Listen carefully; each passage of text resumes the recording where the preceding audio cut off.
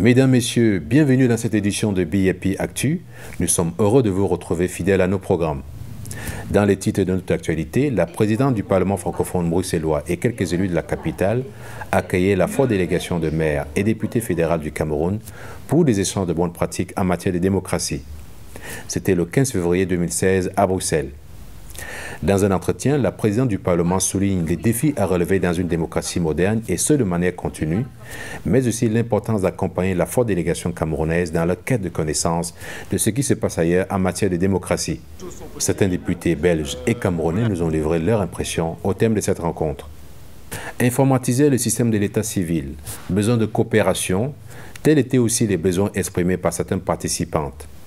Nous y reviendrons dans une interview avec Madame Gisèle Rose, maire de la commune de Doumé. Changement des décors et présentation du projet Solidarity Team, c'était le 19 février 2016 à l'hôtel Amigo au centre-ville de Bruxelles. Perseveranda Mang, présidente de l'association Solidarity Team et initiatrice du projet, nous donne les détails de celui-ci consacré cette année 2016 à l'éducation. Nous terminerons cette édition en musique jazz avec le duo inédit Bachot Lafontaine. Ils ont agrémenté la soirée de présentation du projet par leur talent. Lundi 15 février 2016, le Parlement francophone bruxellois, par la voix de sa présidente et quelques élus de la capitale bruxelloise, accueillait une forte délégation de représentants des municipalités et un député fédéral camerounais venu en mission en Belgique du 14 au 21 février. L'objectif de cette rencontre était à la fois de présenter de manière générale le fonctionnement de la monarchie constitutionnelle et parlementaire belge, les institutions et les compétences liées à différents niveaux de pouvoir, fédéral, régional, communal, mais surtout de permettre à cette délégation de maires et députés camerounais de mieux comprendre la démocratie représentative parlementaire belge, le processus de décentralisation, le transfert des compétences afin de tirer parti de cette rencontre et avoir les meilleurs outils d'une gestion saine de leurs institutions. Julie de Grotte, présidente du Parlement francophone bruxellois, nous en dit davantage sur l'importance d'une telle rencontre. I think what Europe / Belgium / Brussels has to do today is really to think, what do we have? Do we have a common project? Do we have a common project for Africa, for this continent which has sent thousands and hundred thousands of people towards Europe? Do we still believe in solidarity?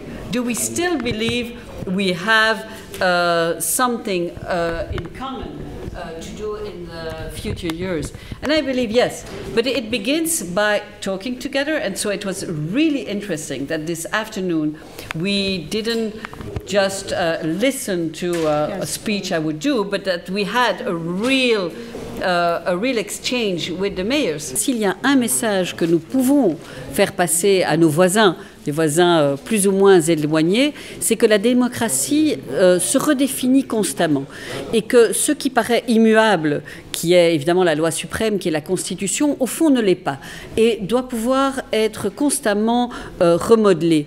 Et donc ce que j'ai trouvé particulièrement intéressant dans la demande de la délégation aujourd'hui, c'est qu'on voit qu'il y a une délégation camerounaise qui est dans un processus de décentralisation. Ce qui est vraiment, au fond, le modèle belge, c'est comment arriver à concilier des demandes, des besoins et parfois des revendications fortes, contradictoires entre un territoire, entre les revendications liées au territoire, les revendications liées aux personnes, un nord et un sud du pays qui, tout compte fait, n'ont pas vraiment le même projet commun, et quand même arriver à développer ce qui devrait rester en commun. Quel est notre projet en commun? Et je pense que là, on a eu un échange qui était très fructueux dans ce sens-là.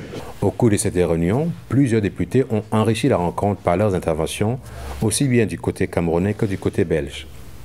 Que ce soit pour les différentes réformes au niveau de la police belge, la recherche culturelle de Bruxelles où cohabitent plus de 120 communautés, ou encore la fonction du roi, l'indépendance des niveaux du pouvoir, etc. Les députés belges et camerounais présents à cette rencontre donnent leur avis sur les bien-fondés d'une telle rencontre. On peut, nous autres députés bruxellois, témoigner d'une évolution permanente de nos institutions. Et je crois que c'est cet échange-là qui est intéressant, c'est de faire comprendre que beaucoup de choses sont possibles. Voilà, et Bruxelles est, je ne vais pas dire un miracle permanent, mais en tout cas un laboratoire permanent. Et c'est ce côté laboratoire qui est intéressant à partager. Mais ce que nous avons rencontré, en tout cas, ce sont des élus qui sont fortement soucieux de faire évoluer leurs institutions avec des principes démocratiques de plus en plus légitimes. Ça, c'est ce qui m'a frappé fortement. Entre autres sur l'égalité homme-femme, par exemple. Nous avons appris beaucoup de choses. Nous avons compris que malgré l'existence de beaucoup d'institutions, c'est un système qui permet un dialogue permanent entre les communautés, entre les régions. Nous avons compris que c'est un système de centralisation qui est en train de progresser. C'est la même chose chez nous au Cameroun. Tout est en progression. Et nous avons posé un certain nombre de questions très pertinentes sur l'avenir même de la décentralisation belge. Et de leur côté, des questions fusionnées, notamment sur les partis politiques, le financement des partis, la question genre et la représentativité des femmes, comment est-ce que nous faisons cela. À leur niveau, ils sont déjà au niveau de la parité. Est-ce que le Cameroun va évoluer vers la parité? Ils ont posé le problème de sécurité et autres. Nous leur avons fait savoir que le Cameroun est debout. C'est vrai qu'au niveau de notre frontière à l'extrême nord, frontière avec le Nigeria, il y a des incursions de terroristes Boko Haram. Et il ne faut pas faire une confusion entre ces terroristes et la situation communautaire. Le vivre ensemble n'est pas menacé au Cameroun. L'existence de plusieurs religions ne fait pas problème, de plusieurs ethnies ne fait pas problème, de plusieurs langues officielles ne fait pas problème. Nous sommes un pays qui marche de manière formidable et que nous avons aussi un exemple à tirer. Et nous avons un pouvoir politique assez stable. Voilà des choses que le Cameroun peut proposer aussi aux autres. Voilà à peu près au terme de l'échange ce que je peux vous dire. Monsieur le député, en venant ici, quels étaient les vrais besoins, notamment éprouvés en matière de démocratie? Oui, disons que, comme je l'ai dit à l'entame de ma contribution, c'est qu'en venant ici, nous avons beaucoup plus voulu accompagner les mairies que les mairies camerounaises, représentées par les maires qui sont ici, et une idée de comment ça fonctionne ailleurs. Et comment les mairies belges sont financées, comment elles opèrent sur le terrain, qu'est-ce que nous autres Camerounais nous pouvons tirer là-dessus et qu'est-ce que nous pouvons aussi leur dire en termes d'expérience camerounaise. C'est donc un rendez-vous du donner et du recevoir. Ce matin, nous étions en Namur, dans la région de Wallonie, et nous avons rencontré l'Union des villes et communes de la Wallonie. Et nous avons appris beaucoup de choses là-dedans. Et je crois que les maires camerounais qui y étaient ont pu puiser beaucoup d'expérience, beaucoup d'enseignements qu'on va mettre en pratique. Bien sûr, en tenant compte de notre législation et en proposant aussi comment faire pour, en quelque sorte, faire évoluer cette législation. Donc, ça a été largement positif. Gisèle Rose, maire de la commune de Doumé, peuplée de 60 000 habitants, nous expose les besoins de sa commune, mais aussi les nombreuses attentes pour assurer avec efficacité la gestion de sa municipalité. Les communes comme les nôtres ont des besoins multiples. Quand je suis venue en Belgique, j'ai des besoins tant sur le plan administratif que je ne peux pas dire politique parce que la politique, elle est évolutive, c'est pas moi qui décide d'elle, mais je venais avec l'idée de venir apprendre dans l'état civil, dans l'informatisation de l'état civil, dans son archivage, dans la formation de nos services techniques parce que nous avons généralement un personnel qui n'est pas formé, et je venais également dans la recherche, dans la quête un peu d'une coopération pour essayer de peaufiner et d'approfondir les quelques points que je viens d'énumérer. Au Cameroun, le chef de l'État a créé tout un pan pour l'état civil, et je crois que comme c'est nouveau, ça va aller progressivement. Ici, j'ai appris que nous pouvons déjà informatiser chacun dans sa commune en attendant le texte qui va accompagner et officialiser cela. C'est déjà un pas pour nous permettre une mauvaise traçabilité de l'état civil, une bonne lisibilité et dans la recherche des facilités aussi. Ah, d'accord. Vous avez également émis un besoin tout à l'heure, c'est celui d'un accompagnement financier par rapport à vos besoins.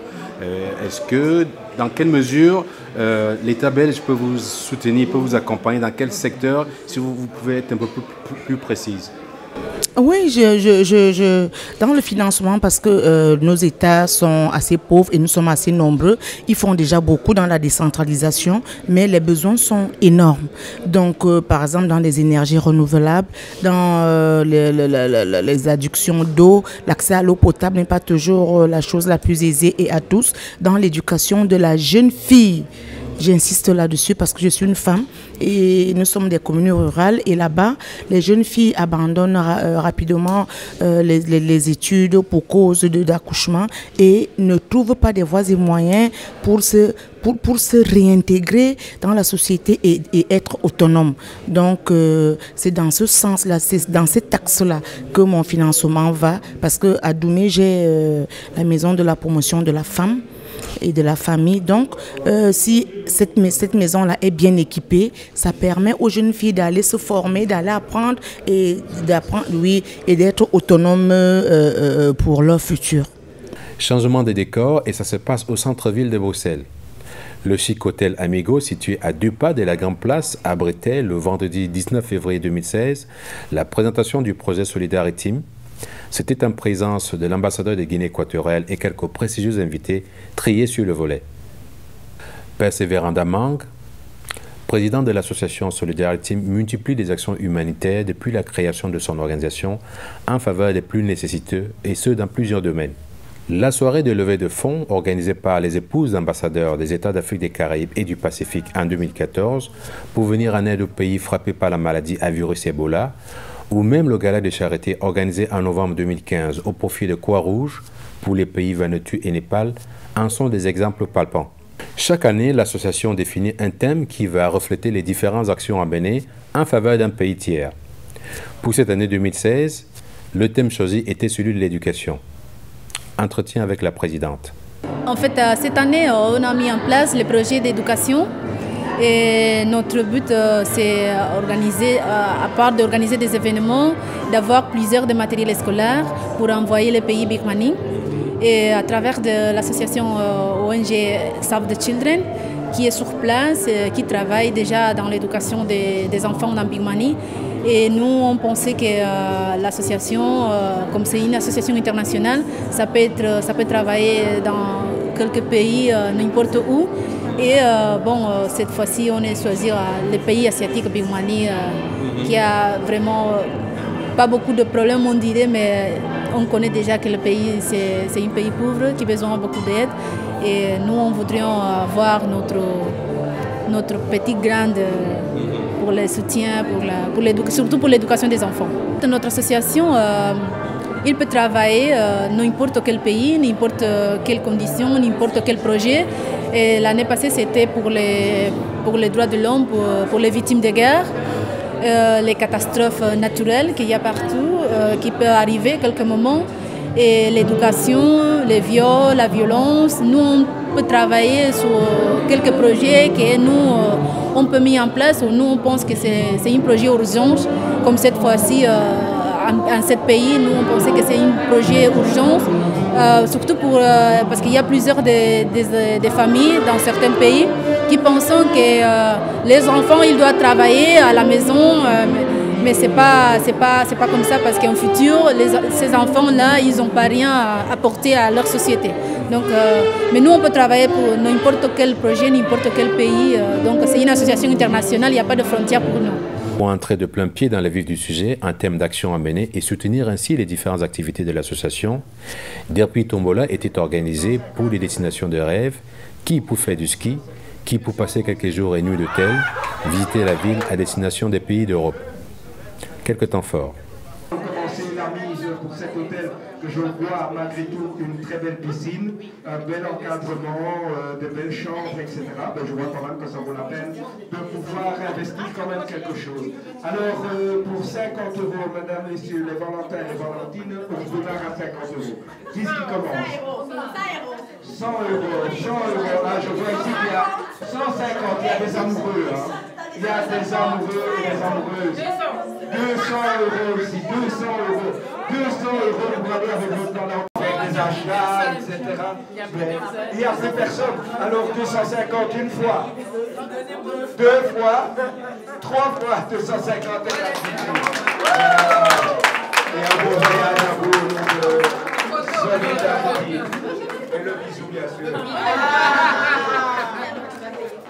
Je ne sais pas de Valentin. Bon, maintenant. On n'est pas nombreux. On est en minorité. Allez, moi je mets 70 €. Qui dit mieux? Ah, monsieur là-bas. Ah, combien, monsieur? 250. Non?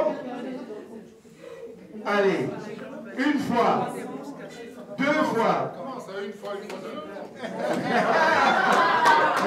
Mais c'est ça, mesdames.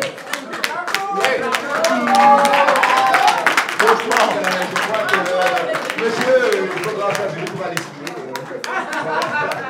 Donc 250 intitulés pour le monsieur ici. Et on prie ma bisou de miss.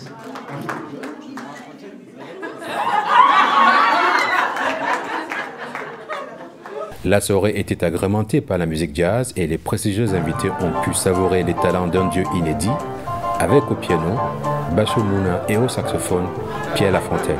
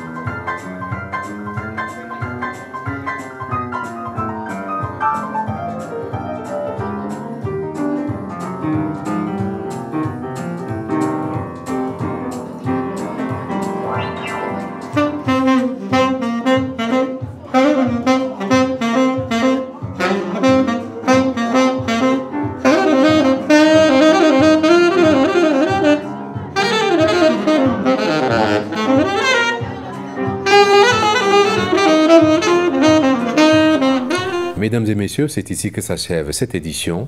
Merci de nous avoir suivis. Vous pouvez continuer à suivre nos programmes d'information et de divertissement sur le site www.bipmedia.be ainsi que sur notre page Facebook qui s'affiche. D'ici là, portez-vous bien.